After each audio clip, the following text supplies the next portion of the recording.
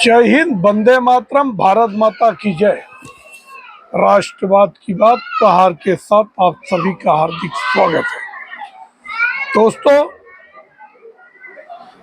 वक्फ board amendment bill 2024 जब सदन में पेश हुआ था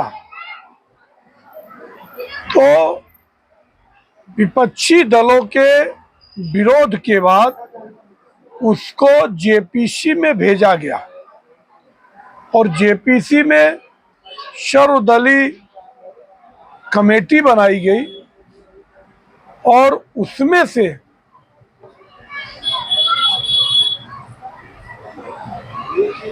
14 जन के अनुमोदन से पारित हुआ।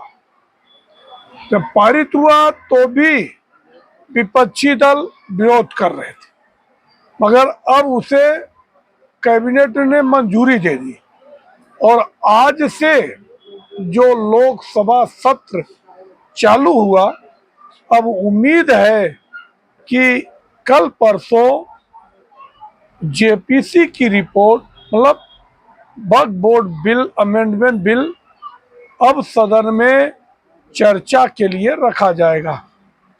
अब उसे कानून पारित कराना है, मगर उससे पहले जमीयत उलेमा हिंद और भी जितने मुस्लिम संगठन हैं, अब इन लोगों को लगता है कि अगर ये अमेंडमेंट बिल आता है तो वक्फ बोर्ड की जो संपत्ति बड़े बड़े मुसलमान कब्जा करके बैठे हैं, रसूखदार, जो कि महीने का लाखों रुपए भाड़े खा रहे हैं, प्रॉपर्टी पे कब्जा है, उनको प्रॉपर्टी के कब्जे छोड़ने पड़ सकते हैं। इसलिए अब वो लोग मुसलमानों को भड़काना चाहते हैं कि अगर वक्फ बोर्ड अमेंडमेंट बिल पारित होता है तो ये हमारी मस्जिदें, मजारे और मदरसा हमसे छीन ली जाएगी। जबकि विधिवत इसका पूरा मसौदा तैयार करके सदन में प्रस्तुत हुआ है और इसके लिए 3 महीने विधिवत, 6 महीने चर्चा हुई है। एक एक वक्फ बोर्ड में जाकर, स्टेट वक्फ बोर्ड में जाके इसका विधिवत डिस्कशन हुआ है। और ये अगर अमेंडमेंट बिल आ रहा है तो खास तौर से जो मुसलमानों का उद्धार होना था वक्फ बोर्ड के द्वारा, वो किसी का हुआ नहीं। आज जो बेकारी मुसलमानों में है वो आज भी कायम है।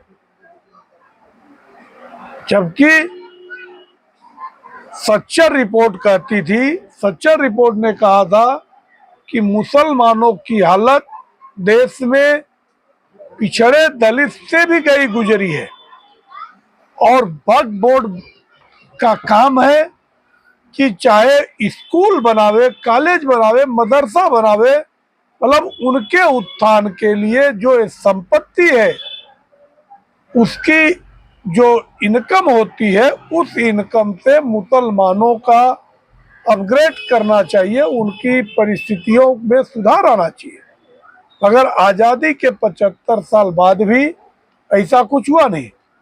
अच्छा, दूसरा क्या है कि अब जो दादागिरी थी, मनमानी थी, किसी की भी संपत्ति पे उठकर अगर वक्फ बोर्ड अपना दावा पेश करता था तो उनके पास पर्याप्त संसाधन नहीं बचते थे, इतने ऑप्शन नहीं बचते थे। अब उनको ट्रिब्यूनल के अलावा दूसरा कोई रास्ता नहीं मिलता था और ट्रिब्यूनल का फैसला ही आखिरी फैसला था।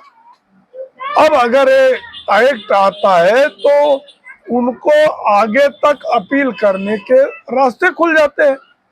मगर जमीयत उलेमा हिंद के जो अरशद मदनी है, वो कहते हैं कि पूरे देश के मुसलमानों को 13 तारीख को जंतर मंतर पर उपस्थित होना चाहिए।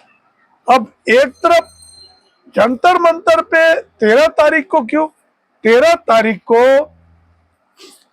होली होलिका दहन है, हिंदुओं का एक बड़ा त्योहार। अब ये लोगों में कहीं न कहीं उपद्रव मचाने की भावना है और हिंदुओं को कहीं न कहीं डराने का, धमकाने का एक कुत्सित प्रयास है। अब सैयद सायदा जो कि एसपीडीआई की महिला विंग की अध्यक्ष है, वो बोली हिंदुस्तान के गली गली कूचा कूचा में शाहीन बाग बना देंगे अगर वक्फ बोर्ड अमेंडमेंट बिल वापस नहीं लेती है सरकार। मतलब ऐसा ही पिछली बार सीए एनआरसी के नाम पर भ्रम फैलाकर मुस्लिम महिलाओं को, खासतौर से नवजात बच्चों को, बूढ़ी महिलाओं को ठंड के महीने में आगे करके शाहीन बाग में लाके बैठा दिया गया था। ये तो बाद में जब कोरोना का दौर था, कोरोना को देखते हुए ये लोग वहां से उठ गए। ये लोग तो उठने को तैयार नहीं थे। अब मौलाना कहते हैं कि हम गला कटा सकते हैं, ऐसा धमकी दे रहे कि हम सिर कटाने के लिए तैयार है जरूरत पड़ी तो। अरे भैया, जहाँ कोर्ट कानून है, जहाँ पे संसद है और जहाँ पे सर्वसम्मत से फैसले करके अगर कानून बन रहा है कि 26 सदस्य में 17 जन का समर्थन प्राप्त है, ये तो अपने मन से कुछ नहीं है। और बार बार पिछली बार हर बात के लिए जेपीसी जेपीसी की मांग करने वाला विपक्ष अब जेपीसी की बात को क्यों मानने के लिए तैयार नहीं है। और दूसरी बात कि ये लोग 13 मार्च ही क्यों चुने। इन लोगों के मन में खोट है कि हिंदुओं का जो त्योहार है उस त्योहार में अवरोध पैदा किया जाए, जबकि गंगा जमुनी तहजीब की बात करते हो। गंगा जमुनी तहजीब क्या कहती है कि ये भाईचारा वाला त्योहार है, चाहे ईद हो और चाहे होली हो, दोनों एक जैसा त्योहार है और ये बाकायदा एक दूसरे से मिलन जुलन वाला कार्यक्रम होना चाहिए। और अगर कोई चीज कानून सम्मत हो रहा है तो इसमें सड़कों पे उतरने की बात, जैसे पिछली बार कहा था जमीयत उलेमा हिंद वालों ने कहा था कि अगर तुम्हारे पास संसद है तो हमारे पास सड़क है, हम सड़क पे निपट लेंगे। मतलब देश में अगर संविधान है, कानून का राज है, उसके बाद भी आप सड़क पे उतर के खून खराबा करना चाहते हो, ये जाहिलियत है। मैं बुद्धिजीवी वर्ग से कहना चाहता हूँ, जितने भी पढ़े लिखे मुसलमान हैं उनको किसी के बहकावे में नहीं आना चाहिए। ये जो वक्फ बोर्ड अमेंडमेंट बिल आ रहा है, ये सबके, तुम्हारे मुसलमानों के रक्षा के लिए है और उनके चतुर्मुखी विकास के लिए है। बाकी हमें नहीं लग रहा है कि जंतर मंतर पे परमिशन देना चाहिए और सरकार को परमिशन नहीं देना चाहिए और पुलिस प्रशासन को सख्ती से निपटना चाहिए।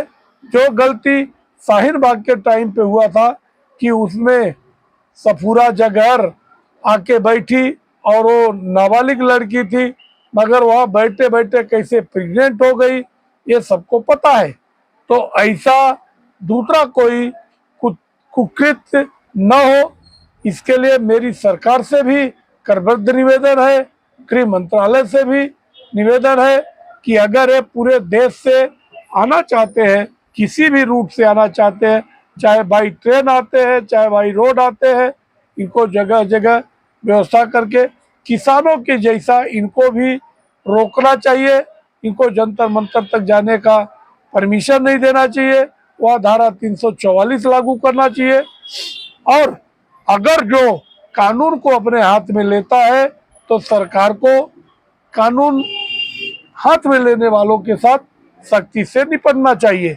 क्योंकि अब अगर तुम्हारे हिसाब से सारे कानून बन रहे हैं, पहले तो सरकार अपने मन से नहीं बनाई, इसको जेपीसी में भेजा और जेपीसी सदस्य गठन किए गए, एक एक वक्फ बोर्ड में जाके स्टेट वाइज उसका विधिवत ब्यौरा लिया गया। उसके बाद आपको उसके बाद भी अगर आपत्ति है तो बाद में न्यायालय आपके पास है, आप सुप्रीम कोर्ट जा सकते हैं, हाई कोर्ट जा सकते हैं, इसमें कोई एनार्की तो है नहीं। किसी की कोई मनमानी नहीं है। हाँ, मगर देश का कानून व्यवस्था खराब करने का अधिकार किसी को नहीं है। अगर देश को अपना मानते मुल्क सबका है तो मुल्क को सुरक्षित रखना भी, मुल्क के संसाधनों का हिफाजत करना भी हमारा आपका दायित्व है। इसके लिए मैं कहता हूँ, ये मौलवी मौलानाओं के जो दुकान बंद होते जा रहे हैं, ये अपने लिए कुछ भी शगुफा फेरते हैं और इनके शगुफे में आम मुसलमानों को नहीं फंसना चाहिए। ये कानून आपके उत्थान, आपके बढ़ोतरी के लिए है। धन्यवाद।